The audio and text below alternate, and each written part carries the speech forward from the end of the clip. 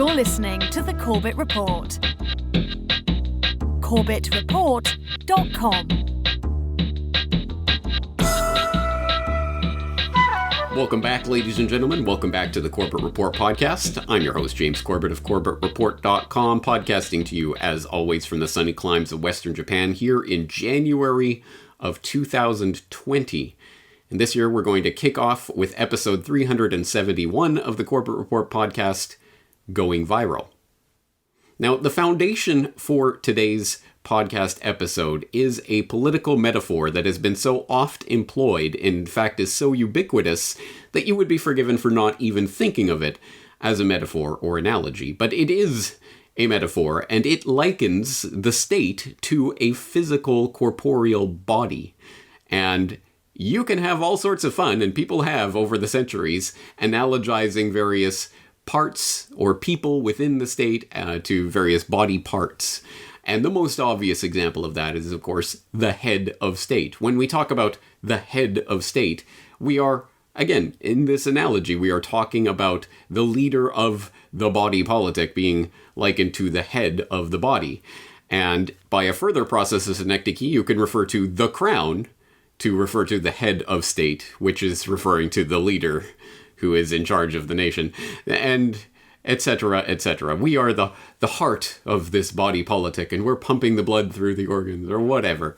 Again, have all sorts of fun extending that metaphor in all sorts of different ways, and some of them may even be insightful, but we do run the risk when employing these types of metaphors, politically or otherwise, we do run the risk of not realizing that we are employing a metaphor, and metaphors come with them certain baggage and associations and certain connections that if you extend the metaphor far enough, well, do I really mean to be saying that? Perhaps I'm saying this the wrong way.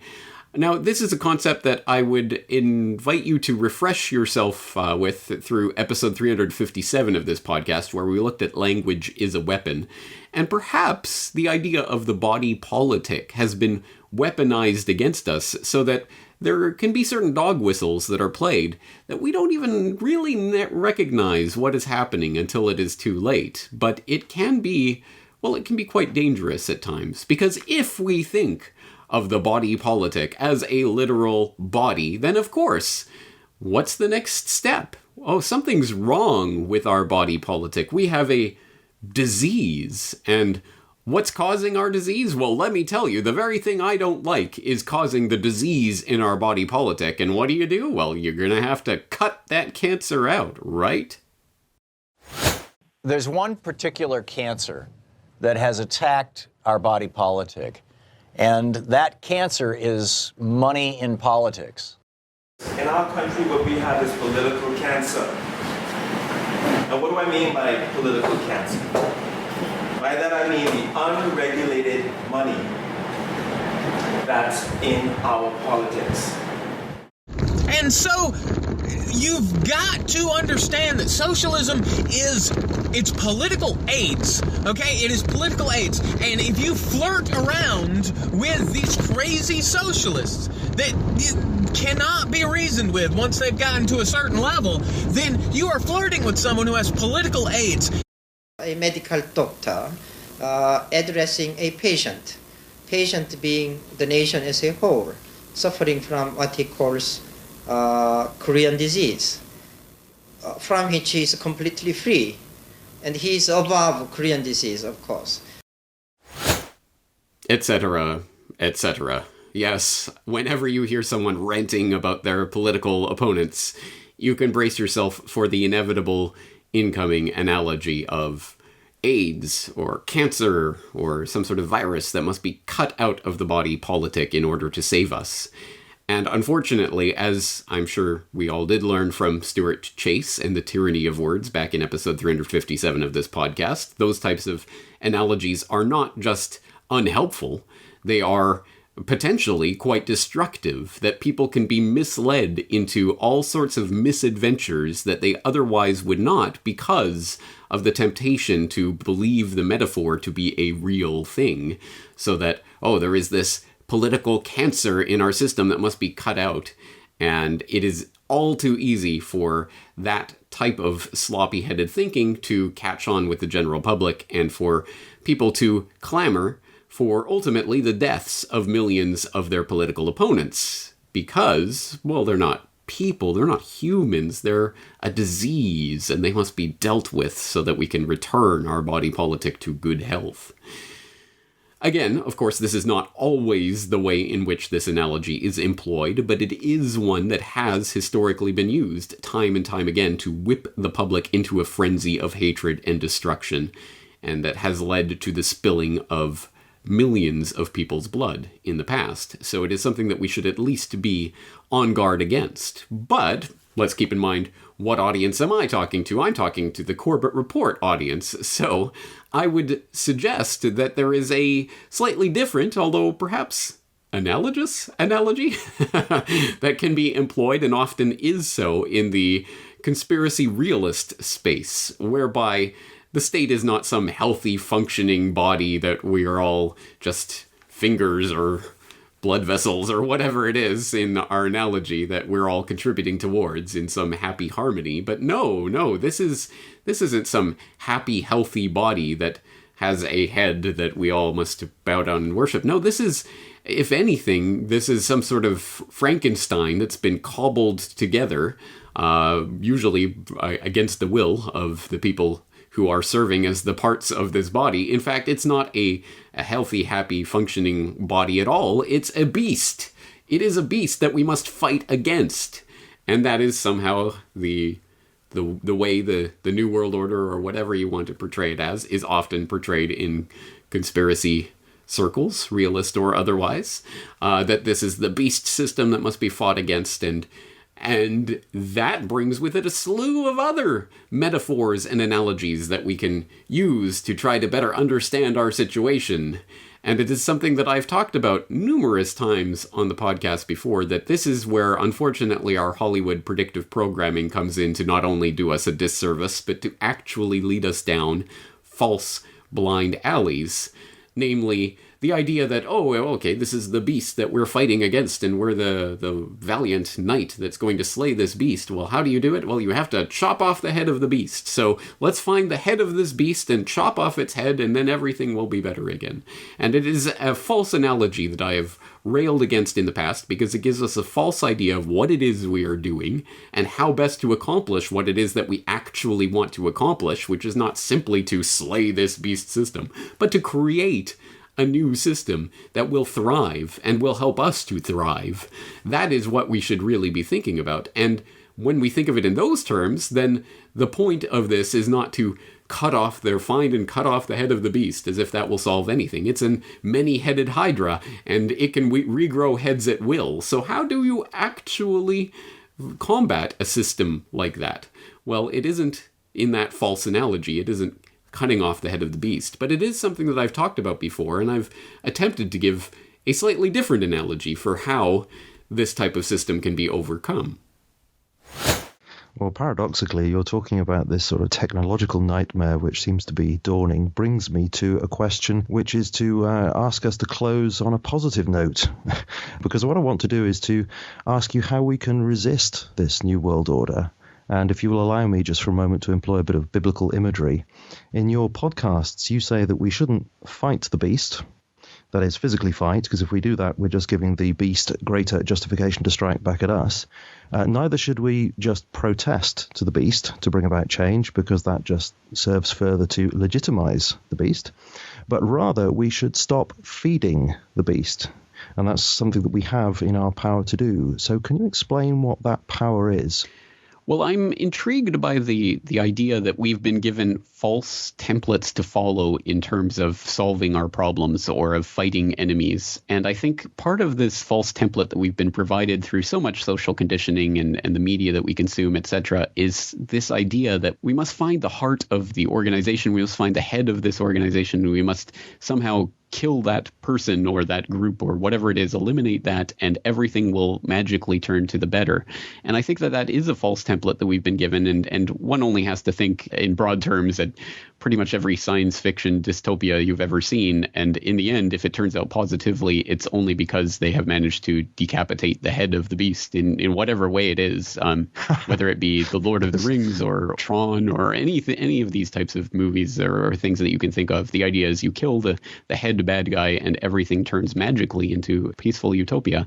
And I think that is fundamentally completely the wrong way to look at it, because I don't think that at the end of the day that the particular individuals who may or may not be the ones holding the ultimate ring of power at this particular moment are irreplaceable.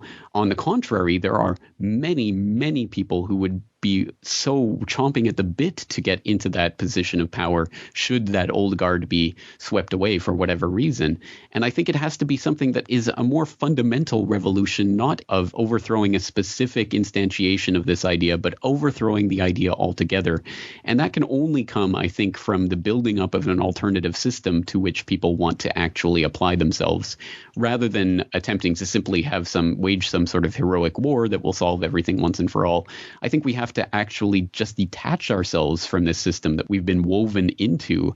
And unfortunately, that's probably as difficult to do as that analogy would make it sound, because we are so woven into a fabric of society that it is difficult to imagine really extrapolating ourselves from all of these processes that rely for so many of our daily needs on these vast, overwhelming corporate infrastructures that tie into these various organizations that themselves pull the strings of various governmental institutions.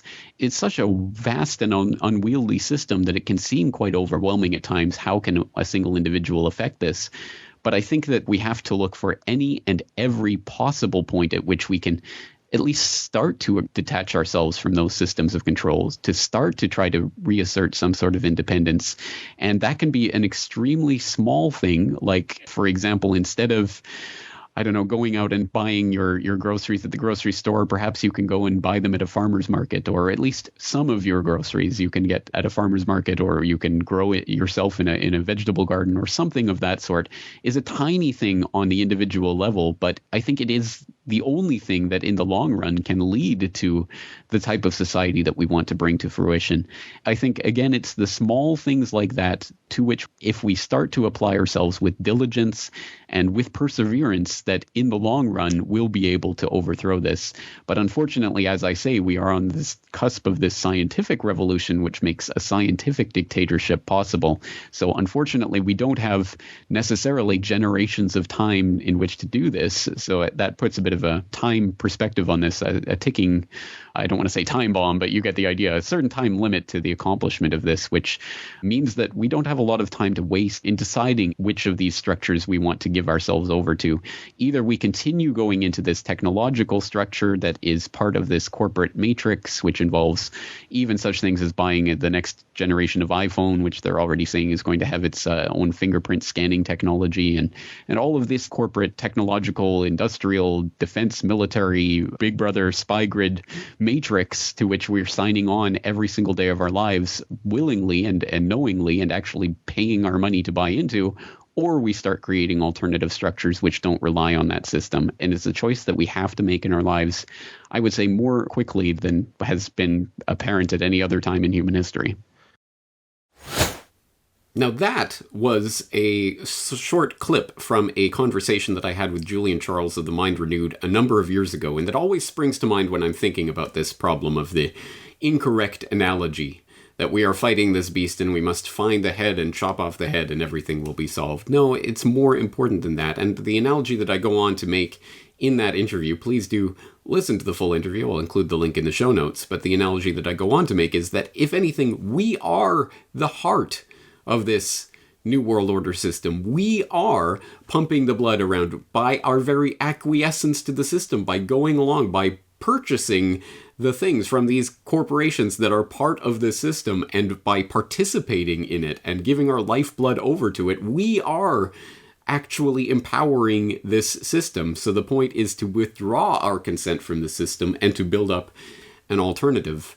But it has only recently struck me that there is a further level to this analogy that we can take things to really understand what it is that I'm trying to articulate here, because I think it is important. Strategy is important, and the way that we try to destroy the other system, destroy the system, destroy the thing we're against, or build up something new, that can very much hinge on whether or not we have a correct template for understanding what it is that we're doing. So, in order to introduce that, I have to introduce yet another pathologization of the body politic that has wormed its way into our discourse in the internet age specifically, and that is the idea of virality, going viral.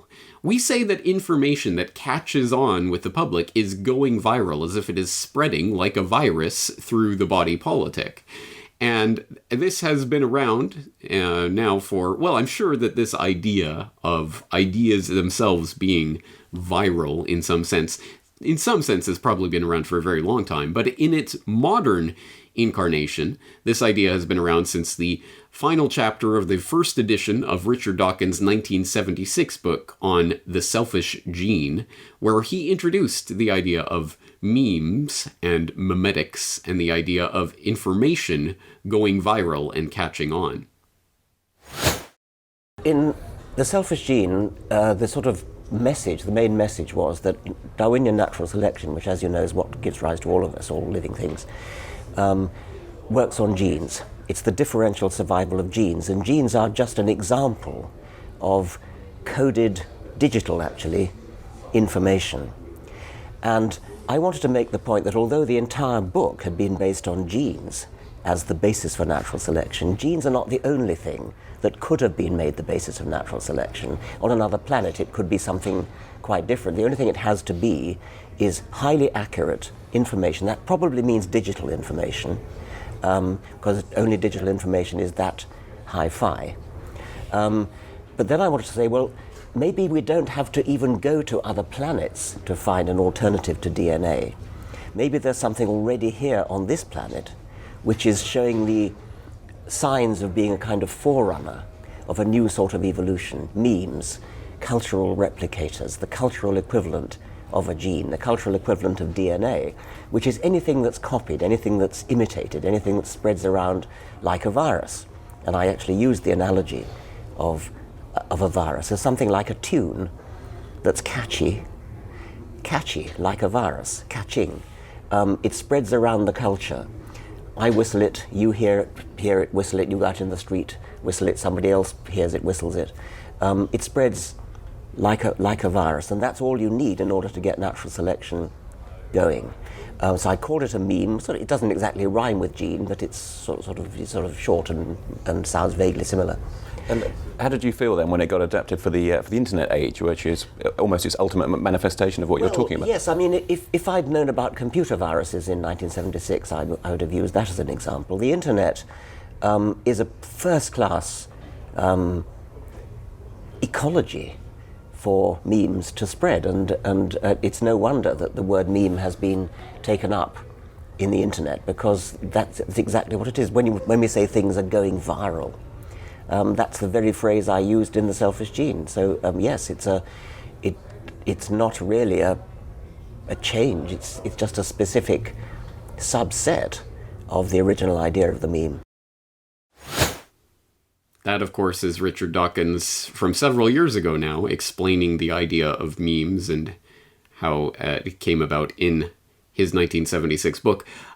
I think it is interesting to even reflect on the fact that it's only been a few years that the idea of memes has become so pervasive that people know how to say the word meme, for example. It was only a few short years ago, you might remember, a lot of people would say meme or something along those lines. But the idea that there is a discrete unit of culturally transmitted information that is copied from person to person in a way analogous, again, here is the analogy to nature, and to analogous to the way that genes are copied from generation to generation, think about that idea being at least culturally pervasive and understood is only a few years old at this point, a handful of years. Again, interesting, considering that has become the dominant form of information transmission in this internet age, and one that has been vastly underappreciated in the mainstream until, I would say, probably the last selection circus is when the mainstream started catching on that there is such a thing as memes and that they are affecting political discourse and And you will see a lot of the kind of hand-wringing about this. So, well, now people aren't concentrating on the deep policy platforms of these candidates. Now they're just passing these image macros around and calling Ted Cruz a Zodiac killer. Oh, no. Okay, boomer. But, of course, that is how it's going to be understood or misunderstood by the dinosaur media. But in this idea of virality, we are again presented with another analogy that again goes back fundamentally to this idea of the body politic. And it is fundamentally playing on the idea that we have a body politic that from time to time is invaded by these ideas that then are spread around the body and proliferate and catch on and ultimately start to take over the body. And this, to some extent, is presented, it's meant generally in at least a neutral, if not an actually positive manner. That information went viral, and now it's taken over, and now everyone understands it. And this analogy has been around with us for a couple of decades at this point, and I think a lot of the early examples of virality and what it means to go viral did really pertain to the type of information that the Corbett Report deals with, truth information broadly defined. And I think early examples of that, one of the first viral videos on the internet was Loose Change. It was one of the first videos that really got spread around to millions upon millions upon millions upon millions of people back when videos on the internet, let alone feature-length documentaries, were almost unheard of, when it was still in its infancy. Loose Change was all over the internet, and it certainly wasn't because of some coordinated, concerted mainstream media push or anything of that sort, or any intention whatsoever from mainstream land. It was all taking place online, and this was an early example of what it meant to go viral.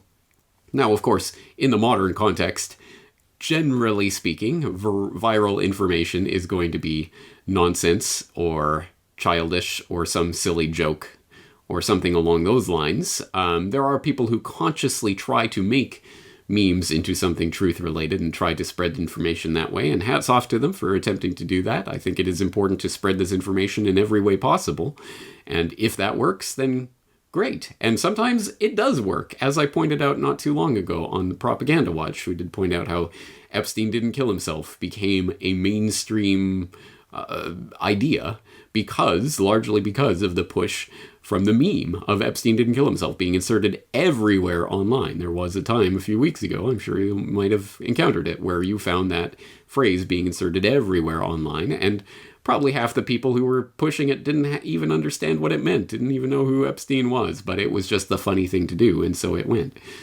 Now, as I say, this has been presented to us almost as the thing that, well, isn't this what we're searching for? Isn't this what we should be aspiring to? We should be aspiring to go viral with this important information because, look, I'm out here trying to get information that I think is important out to the masses. Wouldn't it be great if it goes viral? Well, actually, I can speak to that with some degree of experience because I have gone viral on the internet at least once.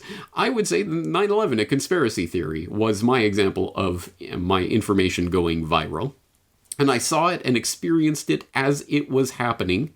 And it was certainly amazing to watch happen in real time. That I posted this little 5-minute video that I thought was going to be, at best, an inside joke for the 9/11 truth community, that you'd have to know something about 9/11 truth to even understand this. I mean, it was the furthest thing from my mind that this would go on and be the work that defined me in the eyes of a lot of people. It's very strange that happened, because it was essentially an inside joke that I thought, maybe 20, 30,000 people would get it.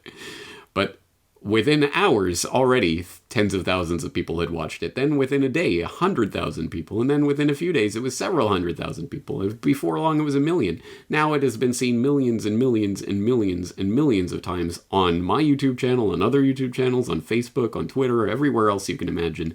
It has ended up. And to this day, often when I go on a radio show or a podcast for the first time, the host will bring that up and often will play the audio of 9/11 conspiracy theory.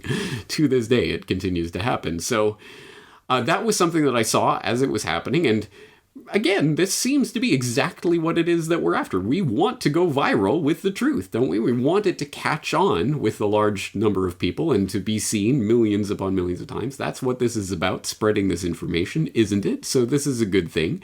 And the thought even occurred to me, it did cross my mind, as 9/11 A Conspiracy Theory was going viral. The thought did occur to me, well, all I'm doing is essentially showing what a joke the official story of 9/11 is, and this is something that I could do for JFK and OKC and all sorts of things that I had already covered on the Corbett Report to that point, and I knew I could do a video like this once a week, every week for the next couple of months, and I would become known as the 5-minute conspiracy video guy, and I would have a much better chance of becoming a viral sort of channel if I did that. I consciously decided not to do that at that time. I thought, no, that would do a disservice to to what this is. It's a joke, but it only works because I'm not doing the same joke every single week, and I want it to be that thing. And so I have gone back to that well a few times, but only sparingly, and when it is appropriate to the context and the content that matters. And that's precisely why the Corbett Report is not viral and has only been viral once and only ever will be, because I don't think that's necessarily what I want. But it's also not what I want because of the underlying message of that analogy, that metaphor of virality. For information to go viral implies that it is an invader to the body politic, and it must be dealt with like any virus must be dealt with, or else the host will die. If the virus simply overrides completely overwhelms the host will ultimately die, which is why the virus must be fought against in order for the status quo to return. The body has to go back to its normal, healthy state. It has to get rid of the virus. So that is something that has been implanted in the very idea, the very metaphor of virality, that from the beginning has always been there in the back of my mind. Well, I don't want to be a virus. I don't think that's the right way of thinking about this. So, well, then what is the right way of thinking about this? And it has finally dawned on me, after all these years of thinking about this in one form or another, it has finally dawned on me the right analogy. Because, again, with a virus, you have an invader, a foreign thing that has invaded the body politic and is taking over. And yes, it is going everywhere and being felt by all the different parts of the body, but only in a negative sense. It is ultimately something that will kill that body if it is left unattended, so it must be fought against and must be removed and expunged. So for information to go viral is pretty much begging for an immune system response to come in and bodyguard against it to make sure that the body returns to health. Well, that's not what I want at all. And also this returns back to that problem with the cutting off the head of the beast analogy, when it's a multi-headed hydra that's just going to regrow heads here and there whenever a head gets chopped off. That's not the way to really combat against that.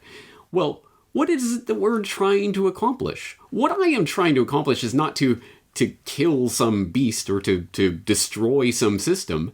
Not really. That's not ultimately what I want. What I want is the creation of a new system, a system that will be self-sustaining, that will be able to help all of us thrive. That is, I imagine that's the way everyone thinks of whatever it is that they're trying to do, or should be, rather than fighting against the enemy. No, I want to create this thing that will flower and develop into something that will help us all to thrive.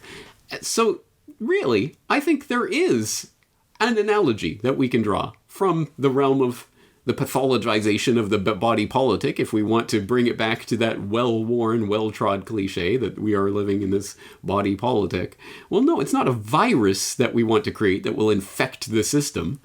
That's the wrong way of thinking about it. No, what we want to do is create a new life. We don't want information to go viral.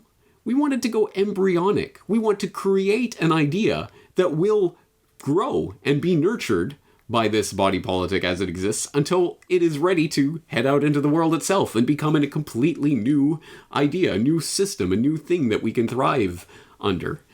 to create, as I often say, rather than begging for scraps from the master's table, well, let's just create our own table and have our own party. And we don't have to worry about what the master's doing.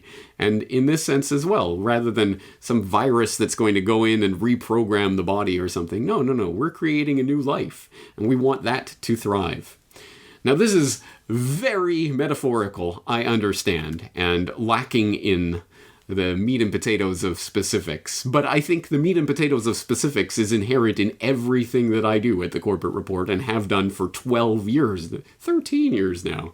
So I think you'll forgive a little bit of philosophical pondering in this particular episode. And this is essentially my point today.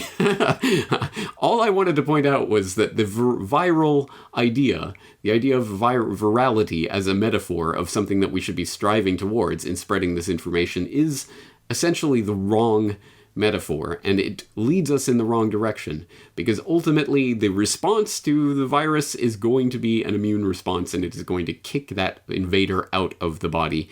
Whereas what we want is, we want to create ideas that will flower and develop into its own thing, its own self-contained system. And that is the embryo. It is a new life. We are implanting a new life in the body politic that will give rise to a new system. That is the way to think about this, because, again, if we follow the false templates of cutting off the head of the beast and all of this type of stuff, then we are going to be led down the wrong path, and we are going to be conquered because of it. We are forever going to be simply the extremities of the body politic that can be cut off if need be. If we're infecting the body politic with our virus, if we're the gangrene or whatever it is, we'll just cut off that part of the body and throw it in the garbage and never to be seen of again, and we will be dealt with in that way. Whereas that is, of course, not what we want. We are creating new life. So, in the end, today, I leave you with this. I don't want the Corbett Report to go viral. I want it to go embryonic. And that is a world of difference. James Corbett, CorbettReport.com. The Corbett Report is brought to you by the Corbett Report subscriber. A weekly newsletter featuring James Corbett's international forecaster editorial, recommended reading and viewing, discounts on Corbett Report DVDs, and once a month, a subscriber-only video.